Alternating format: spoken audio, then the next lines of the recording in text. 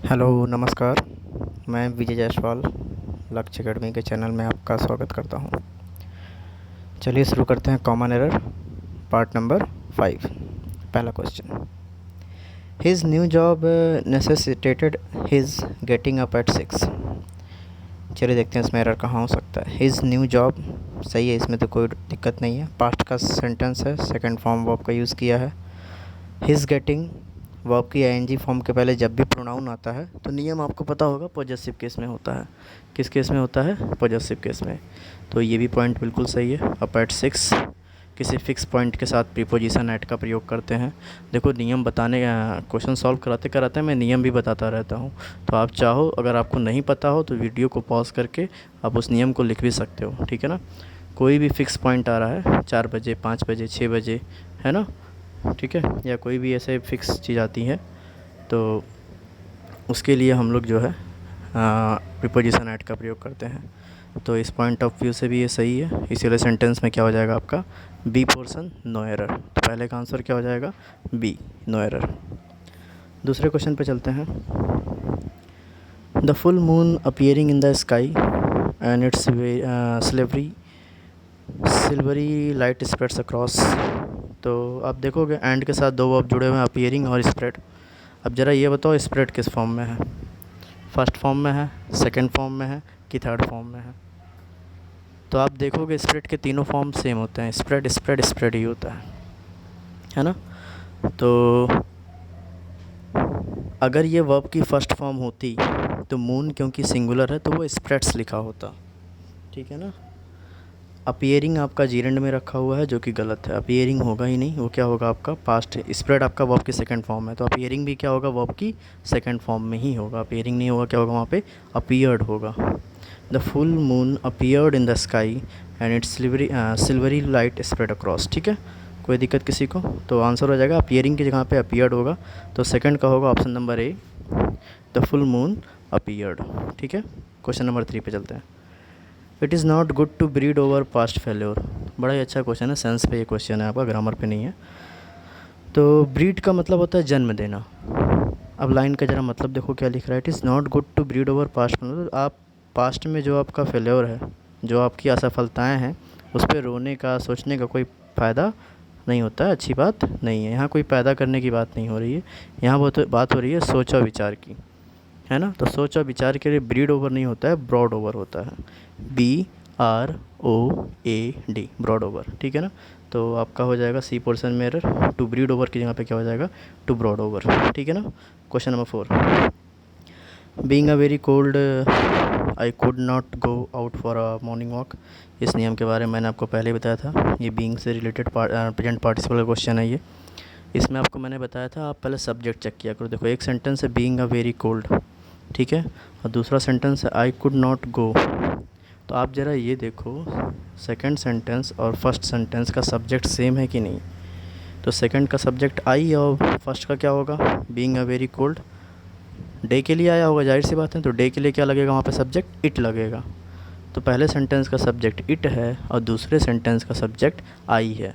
क्योंकि subject same नहीं है इसीलिए बीइंग के पहले इट को लगाना पड़ेगा जब यही सब्जेक्ट सेम होता है ना। इसके मैं आपको कुछ क्वेश्चन सॉल्व करा दूंगा। जब भी सब्जेक्ट सेम होता है तो बीइंग के पहले सब्जेक्ट नहीं लगता है, ठीक है ना। तो यहाँ बीइंग के पहले क्या लगेगा? इट लगेगा।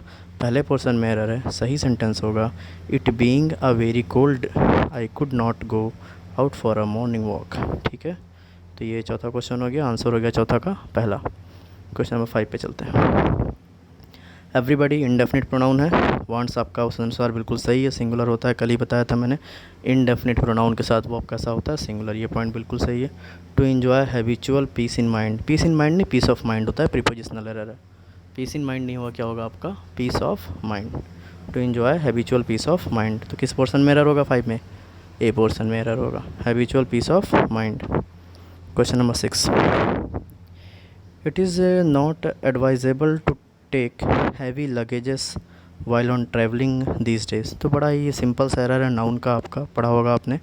लगेज, फर्नीचर, पोइट्री, आर्मी, ठीक है, ज्वेलरी, ऐसे कुछ नाउन हैं जिनका प्रयोग हमेशा सिंगुलर फॉर्म में ही किया जाता है, इनका प्लूरल नहीं बनता। इसमें अगर आपने एस और यस लगा दिया तो वो क्या हो जाता है, गलत हो जाता है। फर्नीचर को फर्नीचर्स नहीं लिख सकते, आर्मी को आर्मीज़ नहीं, पोइट्री को पोइट्रीज़ नहीं, सीनरी को सीनरीज़ नहीं। ये सब हमेशा कैसे होते हैं, सिंगुलर होते हैं। ठीक है, तो लगेजेस नहीं होगा, क्या होगा यहाँ पे, लगेज होगा। ठीक है, नेक्स्ट क्वेश्चन, क्वेश्चन नंबर 7। अच्छा 6 में एक एरर और हो सकता है यहाँ पे, वाइल के बाद ऑन ट्रैवलिंग डीज डेज लिखना सही नहीं होगा, ऑन वहाँ से हटा के लिखोगे तो ज़्यादा बेटर होगा। फ़िलहाल एरर जो है बी में ही आपका जो है सी में ही माना जाएगा, लगेजेस के यहाँ पे लगेज। वैसे एक एरर और बन सकता था बी वाले पोर्शन में, ऑन ट्रैवलिंग की जगह पे केवल ट्रैवलिंग दीज डेज लिखा जाता तो ज़्यादा बेटर होता। ठीक है, लेकिन फिलहाल एरर जो है हम लोग सी लेके ही चलेंगे, लगेजेस के यहाँ पे क्या हो जाएगा, लगेज हो जाएगा। Question number 7। An ancient considered that knowledge had it's limit, है ना। तो एन एंशियंट, पहली बात तो एन एंशियंट्स प्लूरल रखा है तो हो ही नहीं सकता, वैसे भी वहाँ एंशियंट क्या होगा, पर्सन होगा। An ancient person, article an लगाना तो क्या लिखना रहेगा हमें वहाँ, तो एन हटाओ, तो एंशियंट्स केवल लिखना सही हो सकता है, गलत नहीं है, लेकिन अगर आपको एन के साथ लिखना तो क्या लिखना पड़ेगा, एन एंशियंट पर्सन, है ना। An ancient person considered that knowledge had it's limit, है ना। तो किस पोर्शन में एरर होगा, ऑप्शन नंबर डी में, एंशियंट्स की जगह पे क्या हो जाएगा, या तो एन हटा दो या तो फिर एंशियंट की जगह पे क्या लिखो, एंशियंट पर्सन। ठीक है, सिंगुलर काउंटेबल नाउन का प्रयोग कर लीजिए। चलिए क्वेश्चन नंबर 8 पे चलते हैं। This is the girl whose brother is a doctor. देखो गर्ल के साथ हु भी लगता है, हुम भी लगता है, हुज भी लगता है। ये मैंने आपको नियम बताया हुआ है रिलेटिव प्रोनाउन में, पर्सन सब्जेक्टिव हु लगता है, पर्सन ऑब्जेक्टिव हुम लगता है, और पॉजेसिव केस में हुज लगता है। पॉजेसिव केस में क्या लगता है आपका, हुज। तो देखो पॉजेसिव मतलब जिसका, जिसकी, जिसके, अगर ये आता है तो पॉजेसिव होता है। तो एक बार लाइन पढ़ के देख लो, दिस इज़ द गर्ल, ये वो लड़की है, whose brother is a doctor, जिसका भाई एक डॉक्टर है। जिसका, जिसकी, जिसके जब भी आएगा तो पॉजेसिव प्रोनाउन का प्रयोग किया जाएगा। ऐसे केस में हुज बिल्कुल सही है, यहाँ पे सेंटेंस में क्या हो जाएगा आपका, नो एरर हो जाएगा। ठीक है, समझ में आ रहा है सभी को। Question number 9।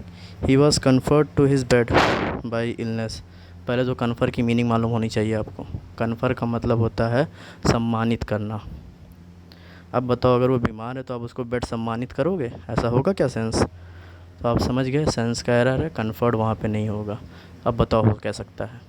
तो एरर अगर ढूंढना हो तो बड़े आसानी से बता दोगे, ए पोर्शन में एरर है, वॉज कन्फर्ड नहीं होगा, वॉज कन्फर्ड नहीं होगा।